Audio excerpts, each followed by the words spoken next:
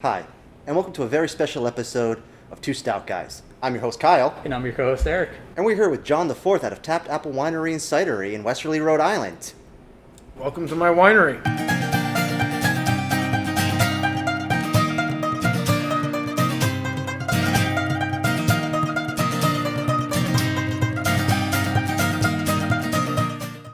All right, so John, what made you even decide to open up a brick and mortar winery? Well, I started making wine way back in the day, mostly because I just like to drink. As do I. Many famous things have started that way. Oh, yes. The reason for the brick and mortar was actually, I had 17 years in my last career, and I was done. It was time to do something new. My kids out of the house, and it was time for a change. And I figured I had experience in this, and, why not try it out? All right. You say experience. How long have you been fermenting apples? 17 years this year. Ooh. Oh, wow. Yeah. Got a resume. Yeah. All right, and so why apple wine over grape wine or something more traditional? So when my father started, he was doing grapes, but they were shipping grapes from California, and it was expensive, and I was young, and I wanted to find something that was going to be less of an issue with the transportation and also lower cost, and nothing's really more New England than apples. So. No, yeah, definitely. Agreed? Maybe Dunkin' Donuts. Well, So you mentioned you have a son and everything. Is he just as enthusiastic about making wines and ciders as you are? Oh yeah, he loves it. He started, so I think this is his second year working with us. Definitely the worst year to turn 21 due to the whole COVID thing. But he's been doing ferments with me for 2 years now, and it's definitely a hobby that's been taken off for him as well. And I can see him taking this even farther than I have at some point. how many people are behind the scenes? Is it just you and your son? Or is it you, your son, your father? Is everybody involved? Or is it really just you and your son behind the scenes? No, that's a good question. At this point, my dad does the legal, all the paperwork, and his job started to slow down, so I tapped him to be my new sales rep. Here you go. Nice. So he thought he wasn't going to like it, but it turns out he's really good, and he actually enjoys going out because the product really sells itself. We do an excellent job. It's all 100% apples, and all he has to do is go and offer it. He brings variety packs out and is like, here's some free samples. Try it out. Call me.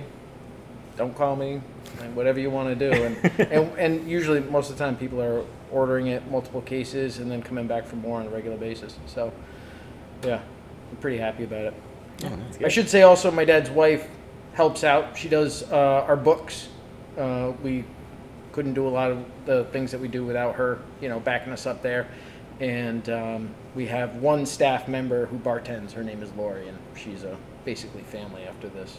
Wow, so that's a nice, good, full family operation you got going here.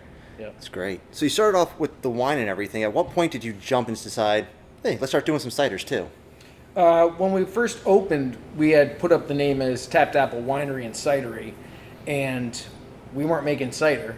You're like, oh, shoot. Whoops. Yep. So a year after we opened, we had a lot of people going like, hey, this is your name. Like, where's the products? And so, after year one, this is year 3.5, if you like. After year one, we started making cider, and so we've been offering cider for a little over 2 years now. All right. Now, did you already have the knowledge on how to make the ciders, or was it a matter of just putting the carbonation into the apple wine? Or So cider has a lower ABV, so less alcohol than wine. Same basic process. Generally, you'd say like a shorter fermentation time, but as you guys saw earlier at the other space, that was 3 weeks old and still fermenting, and that'll probably ferment for at least another week to 10 days. So very similar process. All right. Do you get to do anything different with ciders as opposed to wines, like flavor-wise or experimental-wise? You can do whatever you want with pretty much whatever you want. If you're doing it as a home winemaker, sky's the limit, or bad taste is the limit, I guess. All right. We had a pineapple wine that went down the drain years ago, and that was That was the worst. Absolute worst. You did mention that was the only one that found its way down there, too. That's got to say It's a a lot. lonely soul. What made it? Because we love pineapple jalapeno combos. Like, what made the pineapple, like, that just sounds delicious, apple pineapple. Yeah, fresh pineapple's amazing. When it ferments.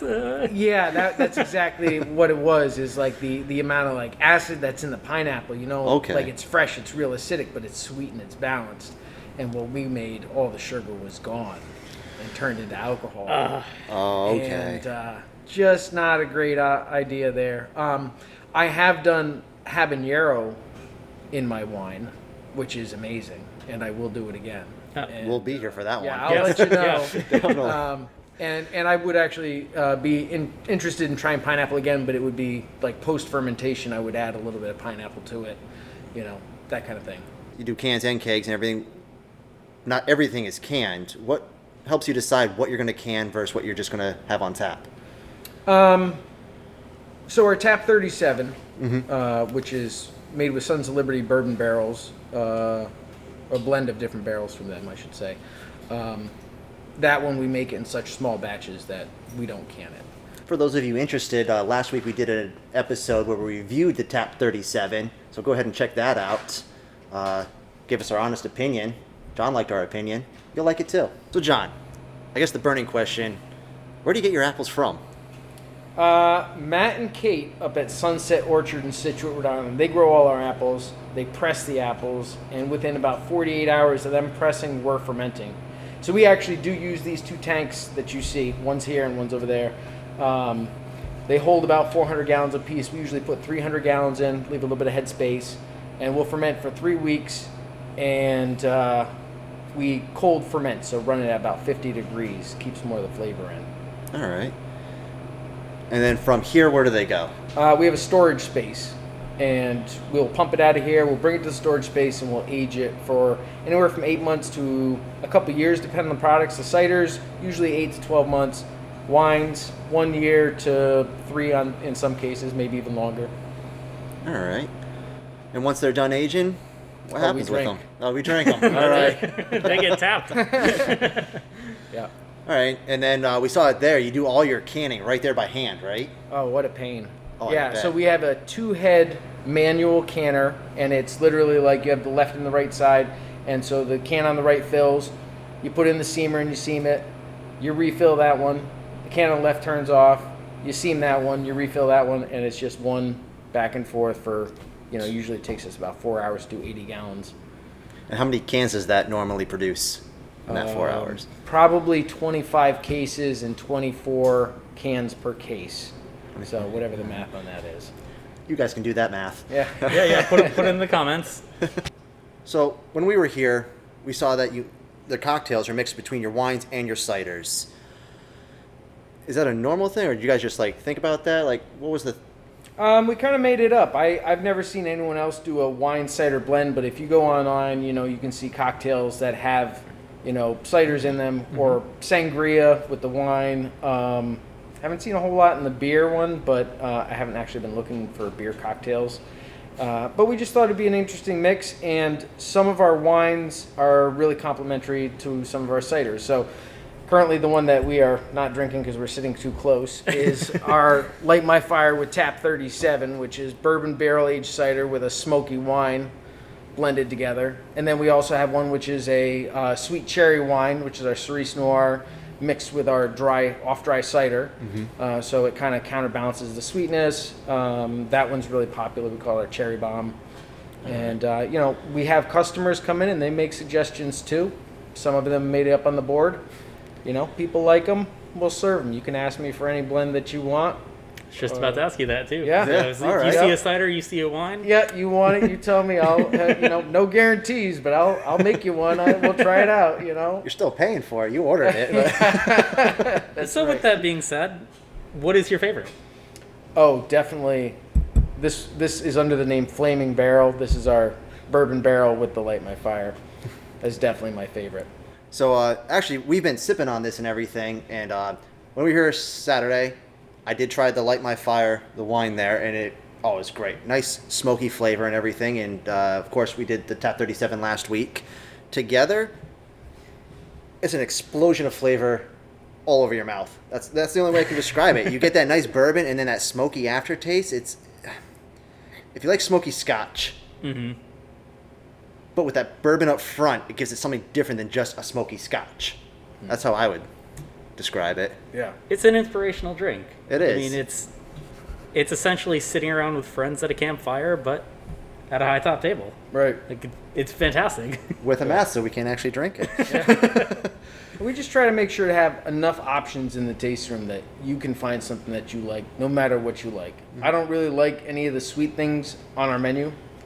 I don't really drink any of the sweet things on our menu. You know, like the apple pie really tastes like apple pie. The Cerise Noir, like the sweet cherry.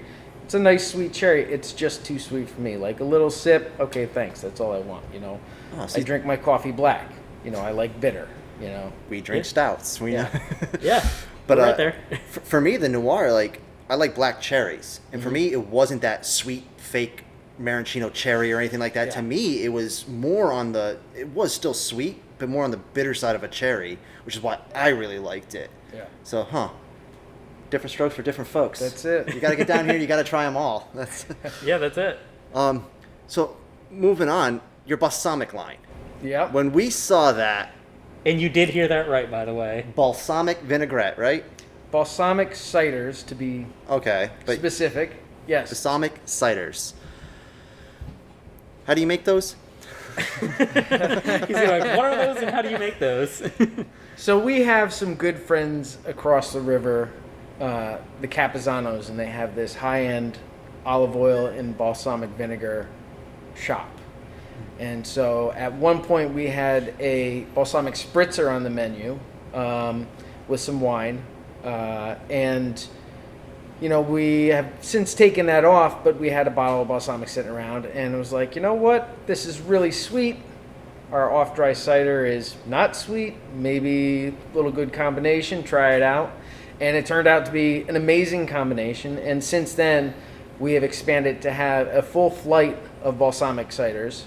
And you can pick them, and we sometimes even have ones that are not on the list if you want to ask for what the special unlisted one is. Oh. And then if you go to them, we'll give you the recipe. It's fine. We don't care. We want you to just have good drinks. And they have 20 different selections that we don't even carry all of them. Oh, so wow. you can go and do whatever you like, you know? Yeah, and I mean, you have some really cool ones too. I think if I recall, I saw a coconut, Yep. a lemon, a grapefruit. Peach. Peach is my favorite. Peach, okay. Okay. So on the menu that's not printed is blackberry ginger, and so that'll be on the next Okay. Okay. list. I that would we're have gonna put I on. would have gone for that. It's amazing. I'll be Yeah. back for that. It's probably my new favorite. Peach was my favorite. That one's really good though. All right. So for people just starting out in the hobby and everything, what's the biggest advice you can give them? Oh, clean your tanks. Clean your tanks. Make sure everything's clean. You know, you want to avoid spoilage. Clean your tanks. Not only that, but once you've finished fermenting, obviously you guys can't see the bubbles rising in this. During the fermentation, you have bubbles coming up. When the fermentation stops, make sure you don't have this big headspace in your container for your aging tank. You know, eliminate all the air if possible, or have as little as possible, and that'll help with your aging process without having bacteria growth, and therefore losing all that time and energy and money that you've put into something that you care about. And experiment, you know, try new things, see what Yeah. you like. So what are you thinking? What are you thinking down the line? What's 2021 have in store? Oh man, let's see. 2021 is taking on some more debt, as you do when you grow. Yeah. Yeah, we're buying a new canning line. That'll probably be in right at the beginning of January. I'm going to expand the aging and bottling facility, probably be doubling it from about 1,500 square feet to 3,000. Going to be expanding the amount of cider that I'm taking in, and therefore the amount of cider that I'm offering for distribution to package stores and restaurants in Rhode Island. Okay. So, hoping to double up. I'm moving about 300 gallons a month average, and I'd like to be getting to that 600 gallons a month. I'm excited to see your product here and all our own. Yeah. It's just that good. Like, the product is fun. It's inclusive. Something for everybody. Yeah. It's just... I like that you used that word because when we were starting this out, inclusive is been exactly what this is always about. You know, making sure that it's the idea of this was the sitting around the campfire with your buddies. You know, whether you're playing cards or just hanging out, listening. We personally were listening to some blues and, you know, drinking wine and, you know, just doing our thing. And you know, but that idea of like, have a good drink with some good people, have some good times, you know, that's the most important thing. You know. Is that part of the episode? the saddest part. The saddest part. We're going to say goodbye. But before that, just remember, go look us up on Facebook, Twitter, Instagram. We post what we're drinking, where we are that night. And we want to see where you're doing, what you're drinking, where you're going. What's not there? If we want to see some comments, for once. No comments? People really don't comment on our videos, no. We get some Facebook comments now. I got one of those, yeah. So We'll be putting an attachment to this on our website, so. Oh, and where can the viewers find you? Absolutely, that sounds good. Hey, I'm John from Tapped Apple. I should say I'm John 4 from Tapped Apple. There's a whole lot of us. 5. Yeah. You can find us at tappedapple.com. You can look us up on Instagram, Facebook, check our hours, check what we're offering, and follow the Two Stout guys as well. Mm-hmm. Thank you. But before we God, Two Stout guys, we got to ask, what's your favorite stout? My favorite stout? Man, if it was like 19-year-old me, I would say Guinness. But at this point, I haven't been drinking a whole lot of stout. I'd probably do something, you know what? I got to throw it out to Gray Sail for their Leaning Chimney Porter. That's been my go-to dark beer at this point. All right. You know, great neighbors, excellent people, make really good dark beer as well. So that'd probably be my pick for the moment. I know That's it's awesome. not a stout, it's a porter, but we'll you deal know. with it. That's okay. Tomatoes, we like tomatoes. porters too. Yeah. And then so, before we go, Eric and his wife, when we were here on that Saturday night, got into a big debate about the artwork. Oh, yeah. Where do you get it? What's up with it? Why? So the artwork is curated by my good friend Mimi, who will be here tomorrow. We have a reception halfway through each art show. Every month we have a new artist or set of artists, and we don't take any of the proceeds from any of the sales. That goes directly to the artist. And we're just trying to, show local artwork and be supportive of our local artists, as you know, this town and community has been supportive of us. So we're just trying to kind of give it back, and we get free decorations on our walls that are awesome on a regular basis. So all right. Yeah. can't complain about that as well. Family business, community driven. Yeah. I knew we loved these guys for a reason. Absolutely. Yeah, got better. Gets better. Continues to get better. I don't know. I hope you're here for a long time, John. Thank you so much for this interview. Thank you. Cheers. And cheers to you. Oh, whiskey in a jar, oh, take away my sorrow. I'm done with the rest of today. Oh, whiskey in a jar, oh, I'll see you tomorrow. And just let it fade away. Yeah, just let it